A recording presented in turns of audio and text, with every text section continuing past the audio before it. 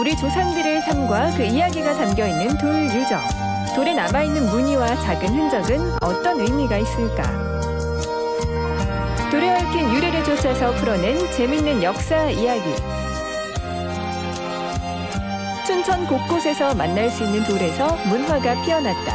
답사를 통해 알아낸 돌 위에 핀 춘천 문화. 그 이야기를 찾아 떠나보자.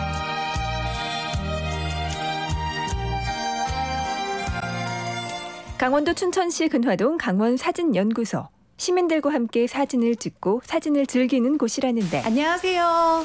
이곳에 오면 춘천의 돌 유적지에 대해서 잘 알 수 있다고 해서 찾아왔는데요. 네, 잘 오셨습니다. 강원사진연구소에서 얼마 전에 낸 책인데요. 춘천의 의미 있는 돌을 가지고 단행본을 만들었습니다. 춘천시 문화재단의 지원으로 춘천 지역에 산재한 44개의 돌 이야기를 책에 담아냈다. 돌 위에 꼽힌 춘천 문화 이야기다.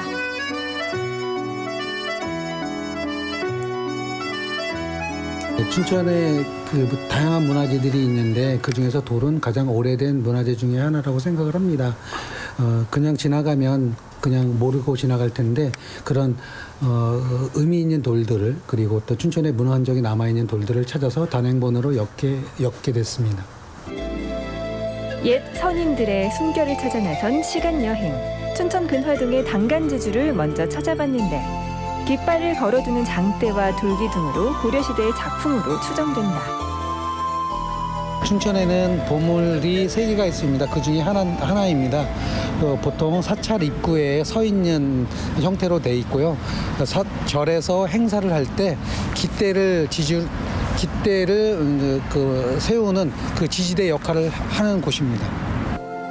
춘천 소양로에는 비석들이 즐비하게 늘어선 비석군이 있다.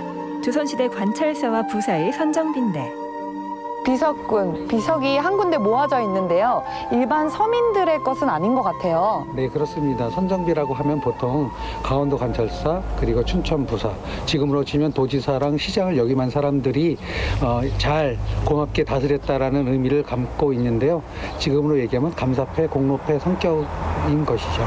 예전에는 이게 다 뿔뿔이 흩어져 있던 거를 한 곳에 모아놓은 겁니다. 오랜 시간이 흘렀는데도 불구하고 이렇게 유적지가 남아 있어서 저희가 옛 향기를 느낄 수 있잖아요. 그래서 굉장히 다행인 것 같아요.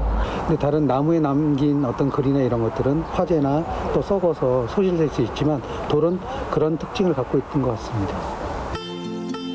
비석군을 지나서 봉이산으로 가는 길. 봉이산 소양정에 전기심 묘비가 남아있는데 흐르는 강물을 바라보며 서 있는 전기심 묘비.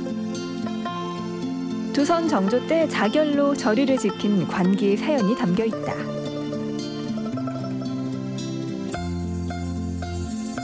봉이산 한켠에 이 정계심 묘비가 있는지 오늘 처음 알았어요. 이게 쉽게 여기 지나다닐 수 있는 길이거든요. 사람들도 많이 왕래하는 곳인데 눈여겨보지 않으면 여기 이런 곳이 있는지를 몰라요.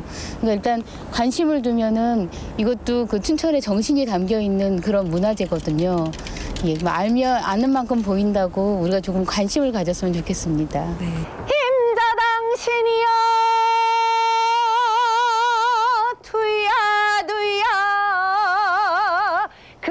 저녁에 오셨다 갔다고 야단 나고 법석 나고 풍경 나고 화리똥아람에 목침에 찜질에 매맞는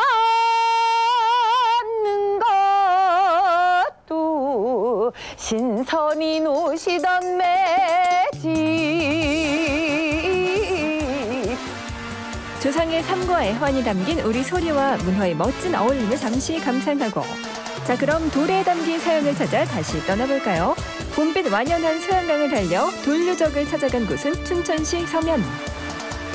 어려운 농촌에서 수많은 박사를 배출해 박사마을이라고 부르는 곳인데 춘천시 현암리의 태실, 당대 최고의 석조 기술을 자랑하는 거북 모양 귀부상이 있고 웅장한 귀부상은 커다란 비석의 기단성 역할을 하는 성물이다.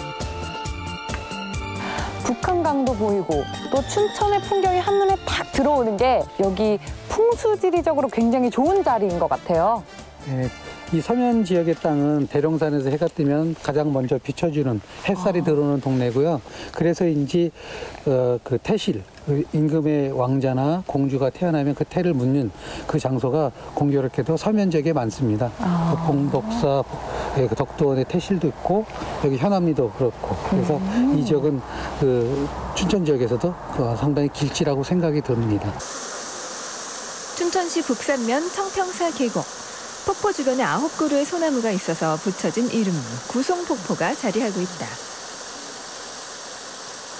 바위에 둘러싸여 멋진 운치를 전하는 구송폭포는 환경의 변화에 따라서 9가지 폭포 소리가 들린다고 해서 구성폭포라고 부르기도 한다는데 청평사 가는 옛길을 따라 가파른 산길을 올라야 비로소 만날 수 있는 돌 유적. 이번엔 어떤 문화를 만날 수 있을까? 누가 어떤 사연으로 이 깊은 산속 바위에 글을 새겨놓았을까? 숲에는 번성했던 옛날의 불교의 향기가 남아있는 듯하다. 소박하고 간결한 아름다움의 청평사 3층 석탑. 터를 다스리기 위해 세운 비보탑 역할의 석탑이다. 보통 석탑은 이 사찰 경내에 있잖아요. 그런데 이 석탑은 숲에 또 이 바위 위에 있네요. 여기서부터 청평사 본절까지는 조금 거리가 있는데요. 그 입구에 한참 전에 입구에 이제 이렇게 석탑이 서 있는 이유는 이게 석탑이 보통은 이제 절의 중심부에 있는 겁니다. 그러면 주변에 사찰 건물이 없더라도 여기는 그 사찰의 중심부라고 생각하는 거예요. 그래서 부처님의 어떤 자비로운 세상 이런 것들이 넓게 펴졌으면 좋겠다. 그런 의지를 갖고 있는 것 같아요. 숲길을 걸으며 만나는 돌과 그 돌에 담긴 이야기. 조선 말기의 의병대장, 당시 100여 차례 전공을 세운 민궁호 선생의 자취를 엿볼 수 있는 돌 유적도 남겨져 있다.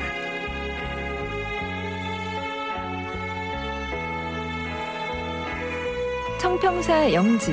이곳은 우리나라에서 가장 오래된 고려시대 정원의 흔적이 남겨진 곳으로 오봉산이 그림자처럼 비친다는 의미를 담고 있다는데 고려 때 배감선원으로 창건되면서 1000년 이상을 이어온 사찰 청평사. 고려 이자현이 벼슬을 버리고 돌을 닦았고 조선의 김시습이 은거했던 곳으로도 유명하다. 청평사 대웅전의 돌 계단에는 조선시대 최고의 석공이 남긴 태극 문양도 있는데 경복궁을 만들었던 그 국가급 장인이 와서 다듬은 문양이죠. 그래서 전국에 남아있는 태극 문양이 몇 개 안 되는데 그 중에도 주현미가 아주 우수한 태극 문양 중에 하나입니다. 왕실을 나타내는 표시로 일반 건축물에선 쓸 수 없었던 태극 문양. 천년 고철에서 옛 선인들의 숨결과 역사를 느껴본다. 예전 같으면 이런 돌탑들 무심코 지나쳤을 텐데요. 오늘 돌 유적지 이곳저곳을 구경하다 보니까 이 돌탑들도 오랜 시간이 흐른 뒤에는 중요한 유적지가 될 수 있는 거잖아요. 예사롭지 않은데요? 하늘을 향해 불쑥 솟아오른 거대한 돌덩이. 무심코 지나쳤던 돌탑에서 찾아낸 우리 조상들의 역사와 문화, 그리고 삶의 흔적들. 하늘을 향해 불쑥 솟아오른 돌덩이. 그 돌 위에서 피어나는 문화의 꽃. 옛날 사람들은 어떻게 살았을까? 그 사연을 찾아보는 시간. 은은한 모습으로 조상들의 발자취가 남아있는 돌이 들려주는 이야기. 석공의 땀과 손때가 묻은 돌 유적. 옛 선인들의 숨결을 찾아서 길을 떠나보는 건 어떨까요?